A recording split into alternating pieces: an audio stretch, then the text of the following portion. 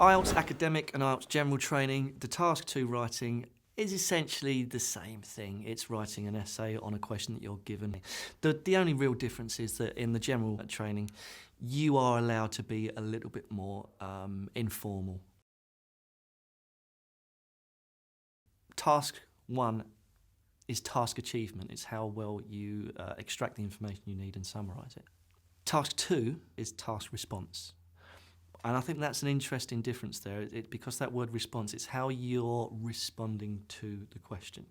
So it's how you can develop an opinion, an argument, a contrast, looking at the pros and cons of something, the advantages and disadvantages. So there's a little bit more, there's more scope to be a bit more free with this. If task 1 is slightly restrictive, task 2 allows an element of you to show off your language skills. If you are a student who is aiming to get a 5.5, for a teacher, the main thing you need to do is just give them a way of getting to that point. You have to know what their limitations are. You have to realise that they're not going to get above a certain score in grammar. Perhaps they're not going to necessarily get above a certain score in lexical resource. You can help them in terms of task response by saying, well, this is how you develop an answer. Here's how you brainstorm and how you plan. Again, in the Mindset series, there's tips about how to get students to plan better and to develop their ideas better.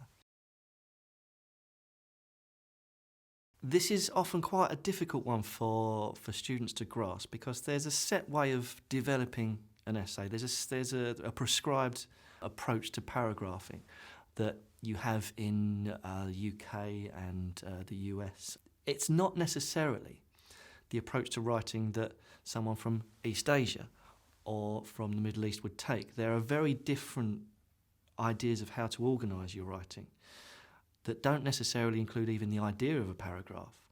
So it's important to get the student to realise what that approach is as well.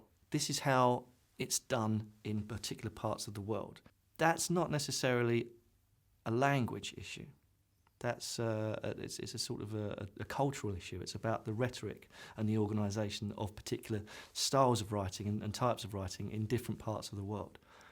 So a student who's coming from another, from East Asia or from Middle East, will sometimes struggle to understand what is going on with that paragraph organisation.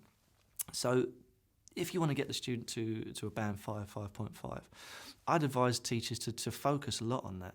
Focus on how you put a paragraph together from, on a very simple level, from topic sentence down to connecting paragraphs and making sure that within the paragraph, the sentences kind of flow.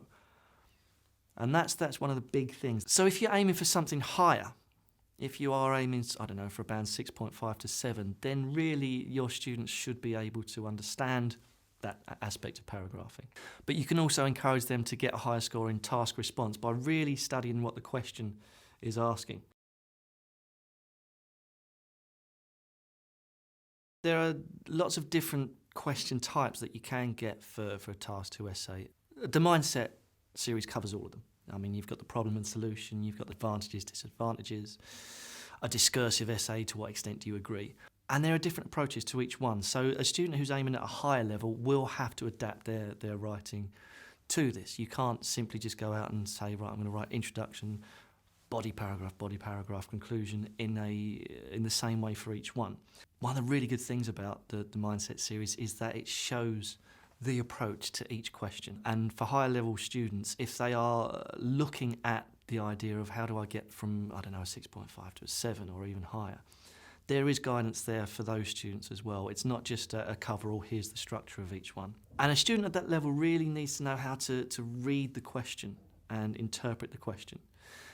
And that's often the case of they pick up on adjectives or adverbs from the question. So, you know, it might say a statement, and do you agree or disagree with this? So, for example, people think that change in their life is always a good thing. To get a good score on task response, at a higher level, you pick up on the word always, because you're not just debating whether it's a good thing or a bad thing. And you have to contextualise that and say, well, maybe it's not always a good thing, maybe it's not always a bad thing. And that's the thing that high-level students need to be able to do to get that good task response score.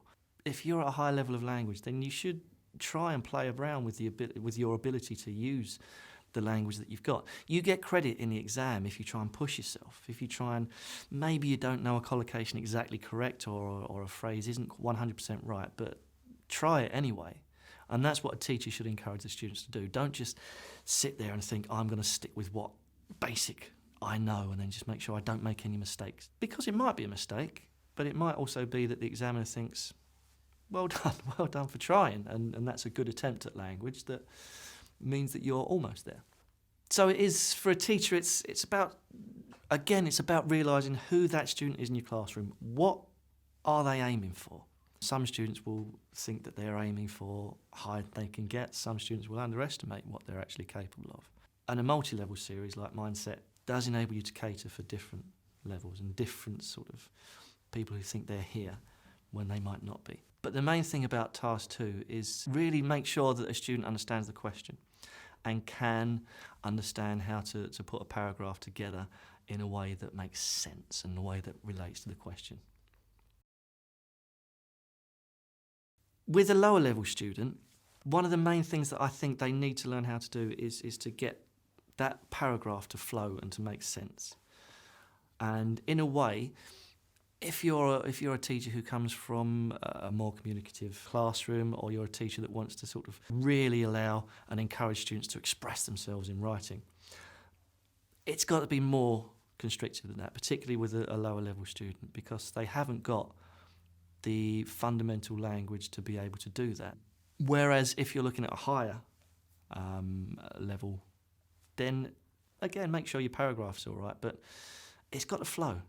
This is the thing that disrupts a piece of writing. It needs to flow, so you're teaching them how to link ideas together. Within a high-level student's paragraph, you get different sentence lengths. You'll get variation in sentence lengths. You might get something that's quite long and complex, but then quite short after that. At a lower level, depends how low you actually the student is you're actually teaching, but the first thing that you want to do is get them to a point where they can produce a paragraph that does flow, that does make sense. This is precisely why Mindset can help so much, because each level, it's challenging for the students, but it's not pushing them to do something they're not ready for at any one point. So a student who might be at the level 1 is getting that fundamental teaching, is getting that fundamental awareness of what they need to do. But at the other end, as you go higher, level 2 and level 3, then that's when the real, the more challenging stuff is available, and that's when the students can be learning to aim towards a sort of a 6.5, 7, 7.5, because they've got the fundamental stuff in the bank. And it's like everything, unless that basis is there, you've got nothing to build on. Teaching grammar is something that should come naturally to any English language teacher, because it's often where they start from. Grammar is one of those things that if you can spend a whole lesson teaching a particular sort of grammar.